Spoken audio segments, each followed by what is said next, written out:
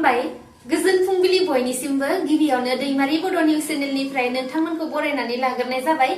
दिनै आं गोदान भिडिअ लानानै फैलायबाय। मिजिंथि नोंथांमोना आंनि भिडिअखौ जोबजासिम नायलांगोन। BTCआव गोदान राजखान्थियारि हान्जानि जोनोम। लकसभा बिसायख'थिया सफैनायनि सिगांनो मोनसे गोदान राजखान्थियारि हान्जाया जोनोम जादों। बे हान्जानि मुङानो जाबाय पाब्लिक रिलेशन पार्टी। बे गोदान राजखान्थियारि हान्जानि आफादगिरि सन्जय ब्रह्मआ गसाइगावनि प्रेस क्लाबाव मोनसे खौरांगिरि मेल खुंनानै फोसावनानै होदों। फोरमायनाया गोनांदि फैगौ 2024 मायथाइनि लकसभा बिसायख'थियाव पाब्लिक रिलेशन पार्टी राजखान्थि हान्जायाबो क'क्राझार लकसभा बियाबजों लोगोसे गुबुन गुबुन बियाबफोरावबो बिजाथि फसंनाय जागोन होननानै फोरमायदों। पाब्लिक रिलेशन पार्टीनि आफादगिरि सन्जय ब्रह्मआ खौरांगिरि मेलनि गेजेरजों दाबि खालामदों। बबेखानि पाब्लिक रिलेशन पार्टी आफादगिरि सन्जय कुमार ब्रह्मआ खौरांगिरि मेलनि गेजेरजों लोगोसे बिजेपि, कंग्रेसजों लोगोसे बिटिसिनि खुंथाय गोहोआव थानाय इउपिपिएल आरो बिपिएफ दोलोखौबो गोख्रों रावजों सोंखारिदों। बेजों लोगोसे गोदान राजखान्थियारि हान्जा पाब्लिक रिलेशन पार्टीआ फैबाय थानाय समाव राइजोफोरनि जानानै अरायबो जौगाथायनि खामानि मावगोन होननानै सन्जय कुमार ब्रह्मआ रादाय होनायखौ नुनो मोन्दों। थांनाय 8 खालारखालि हरखाबै रुंसारि जालांनाय चिरां जिल्लानि सुबाइजार सामथाइबारि गामिनि गोलाव 20 बोसोर आर्मि साख्रि मावबाय थानाय समावनो हरखाबै मोब्लिबजों बोबथाबजानानै अबथिरा जायगायावनो जिउ गोमानाय प्रसेनजित बसुमतारीखौ मैया अरुणाचल टावांनिफ्राय गामियाव लाबोनानै प्रसेनजित बसुमतारीखौ मैया नखरनि सोद्रोमाफोरजों लोगोसे रायजो राजाफोरा मोदैनि बानाजों जोबथा बिदाय होनाय जाबाय। मख'नो गोनांदि रुंसारि जालांनाय प्रसेनजित बसुमतारीया अरुणाचलनि टावांआव इन्डियान आर्मी 220 प्रिमियार आर्टिलारि रेजिमेन्टआव साख्रि मावगासिनो दंमोन। बिथाङा गोलाव 20 बोसोर सम हादोरनि थाखाय जिउ बाउसोमनानै हरखाबै जिउ गोमानायाव नखरनि सोद्रोमाफोरजों लोगोसे ओनसोलनि सुबुंफोरखौबो गोबां दुखुआव गोग्लैनायखौ नुनो मोन्दों। थांनाय बावैसो सिगां गासै 4 रायजोनि बिधान सभा बिसायख'थिनि फिथायखौ फोसावनानै होनाय जादोंमोन, जेराव बिजेपि दोलोआ मध्य प्रदेश, छत्तीसगढ़ आरो राजस्थान रायजोआव बेरेखा दोलो कंग्रेसखौ फेजेननानै देरहासार जानो हादोंमोन आरो बे गंथामबो रायजोआव बिजेपि दोलोआ हारसिङैनो सोरखार दानो हानाय मासिबो देरहानो हादोंमोन। दा बिनि लेखायैनो मिरु बिजेपि दोलोनि दैदेनगिरिफोरा बे गंथामबो रायजोआव सोरखौ गिबि मन्थ्रि खालामगोन बिनि सायाव सावरायगासिनो दं। नाथाय मैया बिजेपि दोलोआ छत्तीसगढ़ रायजोनि गिबि मन्थ्रिनि मुंखौ फोसावनानै होबाय। बिजेपि दोलोनिफ्राय छत्तीसगढ़ रायजोनि गिबि मन्थ्रिया जागोन विष्णुदेव साय। मैया गोदानै बिजेपि दोलोनिफ्राय देरहासार जानो हानाय सा 54 जन एमएलएफोरजों सावरायलायनायनि उनाव बे गिदिर थांखिखौ लानाय जायो।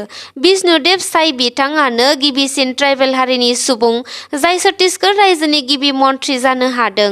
बिथाङा छत्तीसगढ़ रायजोनि कुनकुरी विधानसभा समष्टिनिफ्राय बिसायख'थि गेलेनानै देरहानो हादों।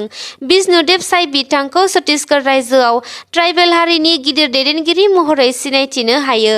बिनि सिगां बिथाङा मदि सोरखारनि केबिनेटआव आयरन आरो स्टिल बिफाननि मन्थ्रिबोमोन। बिथाङा थांनाय 1999 मायथाइनिफ्राय 2019 मायथाइसिम छत्तीसगढ़नि रायगढ़निफ्राय थाद'नाय गैयै बिसायख'थि देरहासारनानै रायजो सभानि एमपिबो जानो हाबोदोंमोन। बर' आइजो जथाइ आफादनि बानजायनायाव मैया बाक्सानि मुसलपुर फरायसालिमायाव जर'खा सावरायमेल लानाय जादोंमोन। हाबाफारि बादियै बर' हारिनि सिनायथि आरो थामोनथा रैखाथिनि मुङाव दाहा बाउग्रोनानै बर'नि बिफा एबा बड'फानि सानस्रिजों बर' हारिखौ गेरेमसा हारि दानाय सानस्रिजों सावरायमेलनि मासिखौ लानानै दैदेनो दुलाराय बर' फरायसा आफादनि आफादगिरि दिपेन बर' बिथाङा। बे हाबाफारियाव बराय बिबुंथि लाखियो बर' आइजो जथाइ आफादनि गाहाय लिंथुमगिरि लीलाबती बसुमतारीया। जर'खा सावरायमेलाव आइजोफोरनि सिनायथि, समान मोनथाय आरो समानै थार बिजिरलायनाय आयदाफोरनि सायाव गुवारै सावरायलायनायजों लोगोसे आथिखालाव समाजारि थासारिनि सायावबो गुवारै सावरायलायनाय जायो। बे हाबाफारियाव दुलाराय बर' फरायसा आफादनि बुंथिगिरि आफादगिरिजों लोगोसे गाहाय नेहाथारि खोरोमदाव औवारिया बाहागो लादोंमोन आरो गोबां मेलेमजिबि सोद्रोमाफोराबो बाहागो लानायखौ नुनो मोन्दोंमोन। उत्तर प्रदेशआव मोनसे दुखुनांथावना गारिनि जाब्रबथाय जादों, जेराव सासे उन्दै गथ'जों लोगोसे गासै सा-8 जन सुबुंफोरा अबथिरा जिउ खहा जायो। जाथायनि सोमोन्दै मिन्थिनो मोननाय बादिब्ला, उत्तर प्रदेश रायजोनि बारेलीआव गंसे गोख्रैथियै खारबाय थानाय गारिया हरखाबै गारिनि टायारा बेरफ्रुनानै होनायनि जाहोनाव ड्राइभारा गारिखौ कन्ट्रल खालामनो हायै जानानै डिभाइडारखौ सौसिना गुबुन फारसे सिगांजों फैबाय थानाय गंसे डाम्पार गारियाव सौग्रावहैयो। सौग्रावनाय लोगो लोगोनो गंनैबो गारिया हरखाबै अर जोंखाङो। कार गारिया सिं फारसे लक थानायनि जाहोनाव कार सिङाव थानाय सा-8 जन सुबुंफोरा अर खामनानै अबथिरा खामथारजानो गोनां जायो, जेराव सासे उन्दै खुदिया गथ'बो दंफायोमोन। जाथायसालियाव फायार डिपार्टमेन्टआ फैदोंमोनब्लाबो अर खामनाया ओरैबायदि गिदिरमोन जेराव बिसोर सफैनायनि सिगांनो गासैबो सुबुंफोरा खामनानै खामथारजाखांखाबायमोन।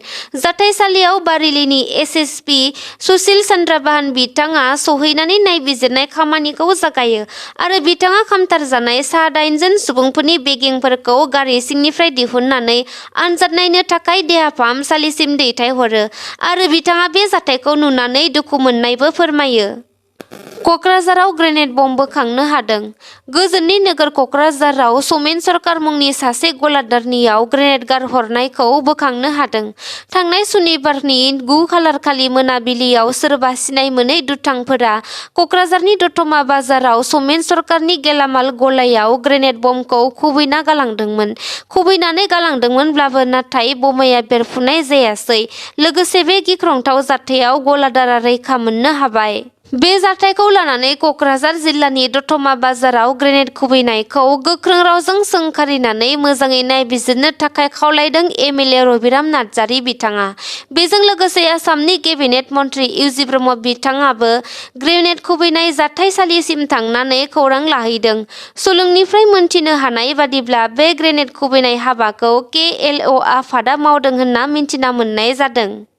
बर' हारिनि थाखाय गोजोनथाव रादाब। आसामनि गिबि मन्थ्रि ड हिमन्त बिश्व शर्मा बिथाङा थांनाय 2021 आरो 2022 मायथाइयाव खोथा होदोंमोन दि बड'फा उपेन्द्रनाथ ब्रह्मनि मांखरसालिखौ जौगाथाय खालामनो थाखाय खोथा होदोंमोन। बे लेखायैनो आसामनि गिबि मन्थ्रिया दिनै मावफुंमारसिगोन आरो बेबादिनो मैया मन्थ्रि इउजि ब्रह्मआ बड'फानि फबनाय थावनि थुलुंगाफुरियाव जौगालु मावथांखिनि अन्थाइ खाम्फा गायसननानै होयो। क'क्राझार जिल्लानि दतमा थुलुंगाफुरियाव टेक्सटाइल सेरिकालचार, हा संरैखाथि आरो अनसाइ बिफाननि मन्थ्रि इउजि ब्रह्म बिथाङा जौगालु बिथांखिनि अन्थाइ खाम्फा गायसनदों। रायजो सोरखारा बड'फा इउएन ब्रह्मनि गोसोखांथियाव बावनाय गोथै फबग्रा थावनि थुलुंगाफुरिखौ समायनासिन खालामनाय आरो बिटिआरनि जौगाथायनि थाखाय 10 कौटि रां गनायथि होदों। बे हाबाफारियावनो मन्थ्रि उरखावग्रा ब्रह्मआ बुंदों दि बे मावथांखिया गासै थुलुंगाफुरियाव गासै नुथायखौ बांहोगोन आरो लोगोसे थुलुंगाफुरिनि गोनां सुबिदाफोरखौ जौगाहोगोन। आरोबाव बिथाङा बुंबावनाय बादिब्ला बड'लेण्ड वेलफेयार बिफाननि 5 किस्तिनि सेथि किस्तिखौ होग्रोनाय जाबाय आरो बे खामानिफोरखौ मोजाङै मावफुंनो थाखाय थिकादारखौ बिथोन होबाय बिथां इउजि ब्रह्मआ। नोंथांमोना आंनि भिडिअखौ जोबजासिम नायबायब्ला अन्नानै लाइक, शेयार, कमेन्ट आरो साबस्क्राइब खालामनानै होगोन होननानै आङो मिजिंथियो। एसेनोसै, गोजोन्थों।